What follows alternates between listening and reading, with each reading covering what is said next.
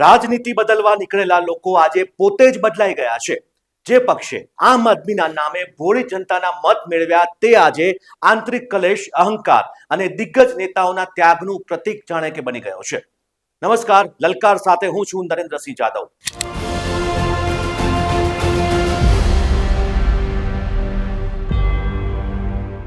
મારે વાત કરવી છે આમ આદમી પાર્ટીની। ગુજરાતમાં જે રીતે આમ આદમી પાર્ટી છેલ્લા કેટલાક સમયથી લોકોના મનમાં પહોંચીને એક પ્રકારે મત મેળવવાના પ્રયાસ કરી રહી છે, ત્યારે આમ આદમી પાર્ટીના જે નેતાઓ છે તેમના આંતરિક કલેશ કેવા પ્રકારે પહોંચ્યો છે, ભલે બહાર ન દેખાતો હોય પરંતુ આ આંતરિક કલેશ ચોક્કસ છે, જે છેલ્લા કેટલાક દિવસોથી આપણને નજરે પડી રહ્યો છે। હું તમને એક વિડીયો બતાવું અને ત્યારબાદ હું આગળ વાત કરીશ કે કઈ રીતે આમ આદમી પાર્ટી ગુજરાતમાં આંતરિક કલેશ વધી ગયો છે। જુઓ આ વિડીયો। સાંભળ્યું છે કે વાસણ હોય તો ખખડે, પણ આમ આદમી પાર્ટીમાં તો આખું રસોડું સળગ્યું છે। કટ્ટર ઈમાનદારીના બણગા ફૂંકતા નેતાઓ આજે એકબીજાની સોપારી લઈને બેઠા છે। ગઈકાલે ગોપાલ ઇટાલિયાનો જે ઓડિયો વાયરલ થયો તે કોઈ ભૂલ નથી, પણ એક રાજકીય ષડયંત્ર છે। ગોપાલ ઇટાલિયાના અહંકાર અને કાર્યકર્તાઓને પ્યાદા સમજવાની આદતથી પક્ષમાં ભારે નારાજગી છે। રાજુ કરપડાએ પાર્ટી છોડી, તેનું કારણ પણ ગોપાલ જ હતો। પણ સવાલ એ છે કે આ ઓડિયો લીક કોણે કર્યો? માટલી તો હવે ચિરાણી છે। જીતુ બારભાયા પાસેથી આ ઓડિયો ક્લિપ મંગાવનાર બીજું કોઈ નહીં પણ લખમણ ગઢવી છે, જે ઈશુદાન ગઢવીનો સગો ભાઈ છે। મીડિયામાં હોવાનો ફાયદો ઉઠાવી લખમણે આ વિડીયો વાયરલ કર્યો, જેથી ગોપાલની છબી ખરાબ થાય અને તેનું પત્તું સાફ થઈ જાય। ઈશુદાન અને રાજુ કરપડા વચ્ચેની ગુપ્ત ગોઠવણ અને લખમણ ગઢવીના સાથે મળીને આ માસ્ટર માઇન્ડ ગેમને રમવામાં આવી છે। આ ઓડિયો લીક કરવા પાછળ આ ત્રણનો હાથ છે। ઈશુદાન ગઢવી પોતે જ ગોપાલને પતાવી દેવા નવા કાવતરા કરી રહ્યા છે। નેતાઓના આ આંતરિક વિખવાદ અને ગંદી રાજનીતિના કારણે જ આજે કાર્યકર્તાઓ આપ છોડી રહ્યા છે। જે પાર્ટીના નેતા જ એકબીજા માટે ષડયંત્ર રમતા હોય તે જનતાનું ભલું શું કરવાના? એક સમય આમ આદમી પાર્ટીના ગુજરાતના દિગ્ગજ ખેડૂત નેતા કહેવાતા રાજુ કરપડાએ હવે ભાજપનો કેસરીયો ધારણ કરી લીધો છે અને સાથે જ એક ખેડૂત નેતા તરીકે જે આપ જેને ખભે લઈને ફરતું હતું તે હવે ભાજપમાં જોડાઈ ગયા છે। ગુજરાતમાં સત્તાના સપના જોતી આપના પાયા જાણે કે હવે હચમચવા લાગ્યા છે તેવું છેલ્લા કેટલાક સમયથી આપણને લાગી રહ્યું છે। જે રીતે આ વિડીયોમાં જોવામાં આવે છે કે ઈશુદાન ગઢવી હોય કે પછી ગોપાલ ઇટાલિયા હોય, તે બંને એકબીજાને પાડવાની કોશિશ કરી રહ્યા છે। ભલે સામે પક્ષે એટલે કે જનતાને તેઓ એક છે તેવું બતાવી રહ્યા હોય, પરંતુ ચોક્કસ તે બંને વચ્ચે ક્યાંક ને ક્યાંક દરાર તો પડી જ છે। અગાઉ પણ આપણે જોવા મળ્યું છે કે જે આપના ધારાસભ્યો છે તેમનો પણ મોહ ભંગ થઈ ગયો। ભૂપત ભાયાણી અને ઉમેશ મકવાણા જેવા નેતાઓએ પક્ષની ગંદી રાજનીતિથી કંટાળીને છેડો ફાડ્યો, તો સાથે જ રાજુ કરપડાએ પણ એક પર્દાફાશ કર્યો। ખેડૂત નેતા રાજુ કરપડાએ જેલમાંથી બહાર આવતા જ પ્રહાર કર્યો હતો કે પાર્ટી મુશ્કેલીમાં તેમને સાથ નથી આપતી અને રાજીનામું આપો એટલે ગદ્દારનું લેબલ લગાવી દે છે। આપની આ એક જૂની સ્ટાઇલ રહી છે।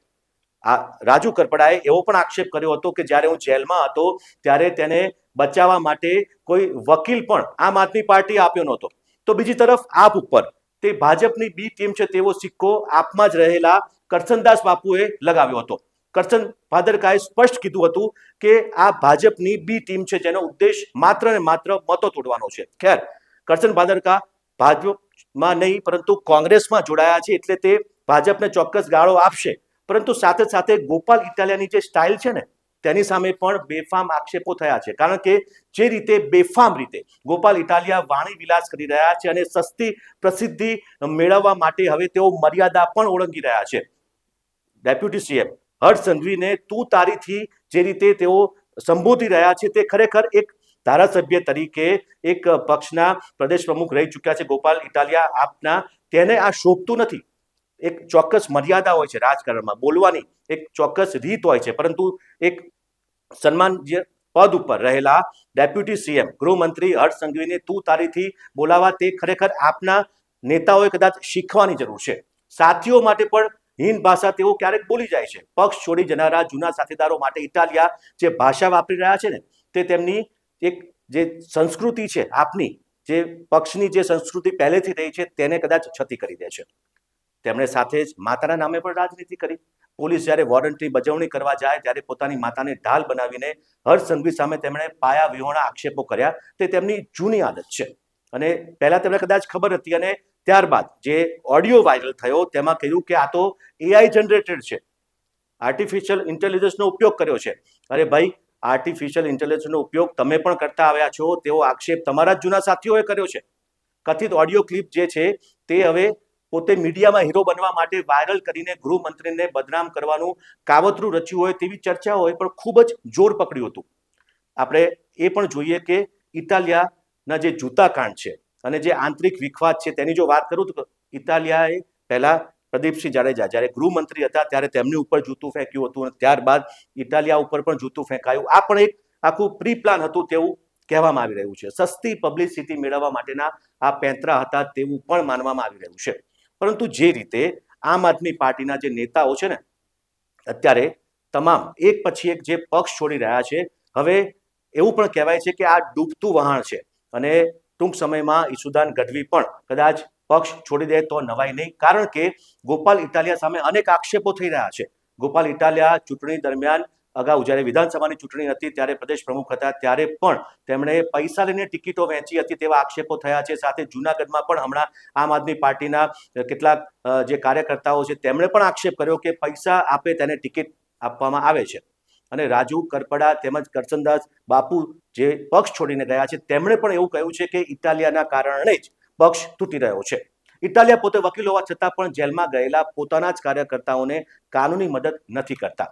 આ સાથે જ કરસનદાસ બાપુએ એવું પણ કહ્યું હતું કે ચૂંટણી પહેલા ઈસુદાન ગઢવી અને ચૈતર વસાવા જેવા નેતાઓ પણ આપના ડૂબતા વહાણમાંથી કદાચ કૂદી જશે. હવે આપને એ પણ જણાવી દઉં કે દિગ્ગજોનો સાથ છૂટી જાય, આંતરિક જૂથવાદ અને નેતાઓનો અભદ્ર વાણી વિલાસ એ સાબિત કરે છે કે આપ હવે કદાચ સિદ્ધાંતોની પાર્ટી નથી રહી.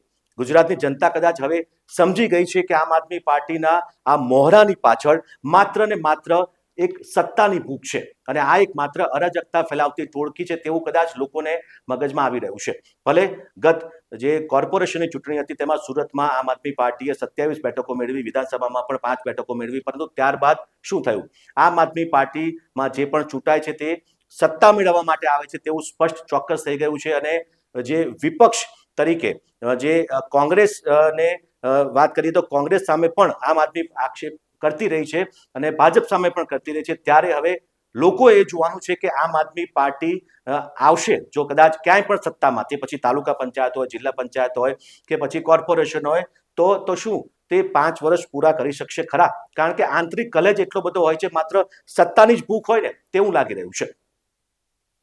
તો અમારો આ રિપોર્ટ આપને કેવો લાગ્યો તે જરૂર કોમેન્ટ બોક્સમાં જણાવશો. અને જો તમે અમારી લલકાર ન્યૂઝને સબસ્ક્રાઇબ ન કરી હોય તો ચોક્કસ સબસ્ક્રાઇબ કરી લેજો, કારણ કે ચૂંટણી દરમિયાન અમે અવનવી માહિતી આપને દરરોજ પીરસતા રહીશું. નમસ્કાર. આપના પોતાના પ્લેટફોર્મ લલકારને લાઈક કરો, ફોલો કરો, સબસ્ક્રાઇબ કરો અને શેર કરો.